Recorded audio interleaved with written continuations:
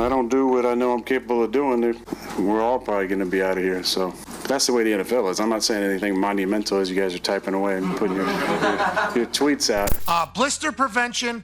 Potential lingering effects from COVID, though. The New York Jets are in a make or break season for themselves. If everything goes according to plan this year, everybody is healthy, and they might have one of their best seasons in over a decade. But if everything crashes once again, then this could potentially be the final season we even watch Aaron Rodgers play. There's so many stakes on the line, so this latest headline definitely has some Jets fans nervous, but we're here to break it all down for you guys. So before we get to the content, make sure you drop like, subscribe, and turn on our notifications to help us make the switch to 900,000 subscribers. I apologize if I sound a little weird, guys.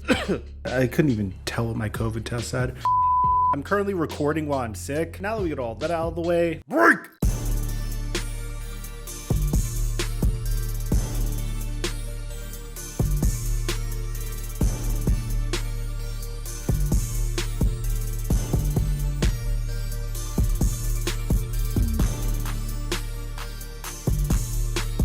Today's video is sponsored by Bear Mattress. Bear Mattress is a premium fiberglass-free mattress designed to upgrade your sleep, improve your overall quality of life, and it's conveniently shipped to your door for free. You guys know that I have a horrible case of insomnia, so finding the ideal mattress for my sleep needs is very important to me. And it's important to Bear Mattress as well, because the moment you go on Bear's website, they give you a sleep quiz which matches you to the perfect mattress based on your body type and sleep preferences. And in my case, I got the Bear Hybrid. If you tend to sleep hot, Bear's sleep recovery technology uses Celine powdered fabric to help you stay cool throughout the night.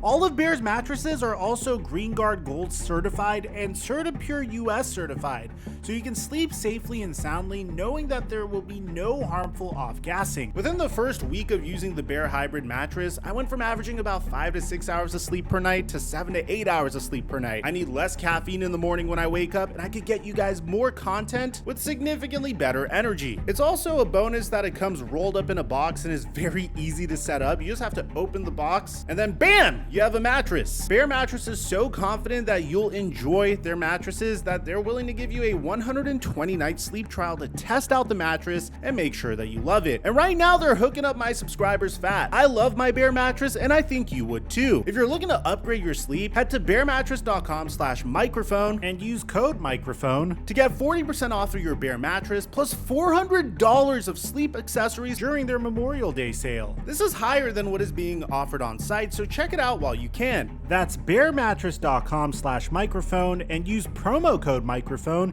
to get 40% off of your Bear Mattress plus $400 in sleep accessories during their Memorial Day sale. And thank you, Bear Mattress, for the sponsor. Mic check 1 2 1 2. What's going on, everybody? Last year was supposed to be the most exciting season that the New York Jets have ever had since 2009, when Rex Ryan and Mark Sanchez put together that super team. But within 3 snaps, that all came to an end. Aaron Rodgers tore his Achilles, and then the entire season became this game of false hope that Aaron Rodgers was giving to the Jets, where he was trying to be the fastest player to ever return from an Achilles tear at the age of 39. Looking back at it, it's truly remarkable that that was even attempted, and this one moment completely sabotaged many careers. On one hand, it exposed Nathaniel Hackett as an offensive coordinator yet again. Many people were questioning why Nathaniel Hackett was still getting jobs, especially after the disastrous year he had with the Denver Broncos. But on top of that, Zach Wilson was supposed to have a redshirt project year where he sat behind his childhood idol, Aaron Rodgers, and watch him play. But instead, he was once again thrusted into the spotlight with an offensive coordinator that wasn't necessarily known to be the greatest. And we did see a marginal improvement from him, but it was clear that at this point, Jets had to move on from Zach Wilson. So going into the offseason, the New York Jets did everything they could to address all of their needs. And for the most part, I feel great about their offseason, but if I'm a Jets fan, given what you've already been through, I'd be a little nervous as well. The entire theme of the Jets offseason is, this team is incredible if they stay healthy. For example, one of their biggest problems was offensive line. So they were very aggressive in fixing their offensive line. But the problem is the players that they chose to fix that offensive line could either perform up to their name and it could turn out wonderfully, or it could be more of the same as we've seen in the past. Like, they traded traded for Morgan Moses, who's always been a really good tackle throughout his career, and he isn't even making that much money. He's making $5.5 million.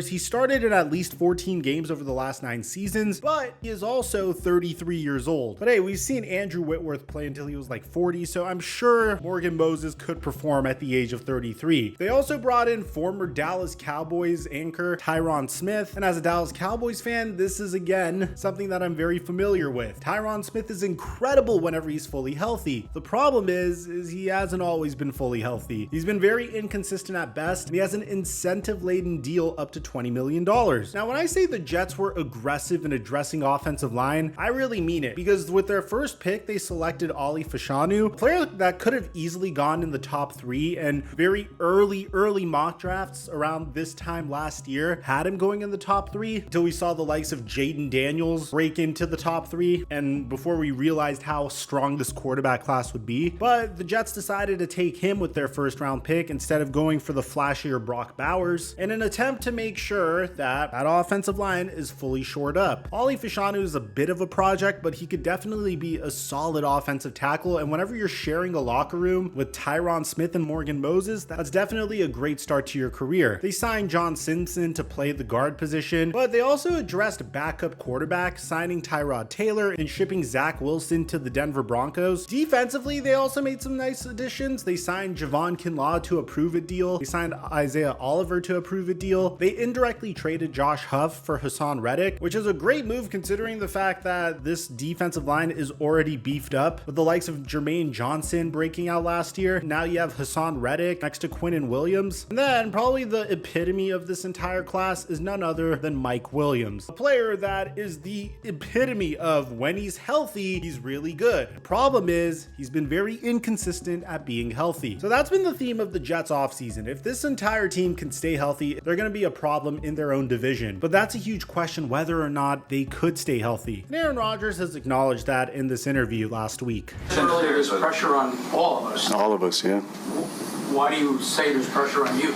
Well, I think if I don't do what I know I'm capable of doing, then we're all probably going to be out of here. So I like that kind of pressure, though.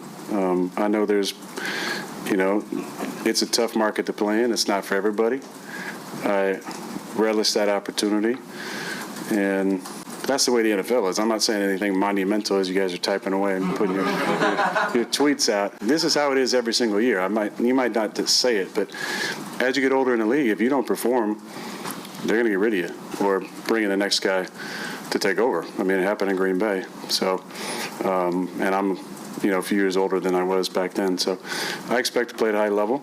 I expect this to be productive and competitive and all that stuff to take care of itself. So obviously fans were a little concerned when Aaron Rodgers started camp. He was starting to fiddle with his foot while sitting down. Many fans thought that this was the Achilles tendon. By the way, it's not. It's the completely other foot. And I can understand if you see this as a Jets fan, you might already be terrified. I mean, there is so much invested in this core with Aaron Rodgers. There's so much hope going into this season now that Aaron Rodgers is fully rehabilitated. There's so much invested in the offensive line, and Aaron Rodgers is running the show. I mean, Nathaniel Hackett doesn't come back if it's not for Aaron Rodgers advocating for him to return. A lot of fans were wondering why Aaron Rodgers was fiddling with his foot and whether or not he tore his Achilles automatically once again, which he didn't. According to Pat McAfee, who is probably the best insider with all things Aaron Rodgers, it has nothing to do with his Achilles tear. From the source says that I have blister prevention, potential lingering effects from COVID toe. Do not know if this is lingering effects from COVID toe. That is from a anonymous source. With that being said, I can't necessarily fault Jets fans for being traumatized if Aaron Rodgers could potentially go down again. But in my opinion, they have a very capable backup quarterback in Tyrod Taylor. But my biggest concern with this team is it pretty much lives and dies with Aaron Rodgers, even if you put it in Tyrod Taylor. And this is nothing against Tyrod Taylor. The entire offensive game plan is essentially Aaron Rodgers bringing the New York Jets to the end zone each and every time, because Nathaniel Hackett has shown us so far that he might not be capable of doing so. I don't necessarily know if he's able to do that with Tyrod Taylor under center, but I do think Tyrod Taylor will be a huge upgrade over Zach Wilson. Regardless, it should be very interesting to see how the New York Jets perform this season, because they have the Buffalo Bills and the Miami Dolphins in their same division. So will they be able to challenge both of those teams to win the AFC East? Will they be a wild card team? Will they even make it to the playoffs? It'll be interesting to see. Let me know in the comment section down below what you guys think about all this, man. Aside from that, I'm your boy Mike. I'm dropping our mic until our next upload.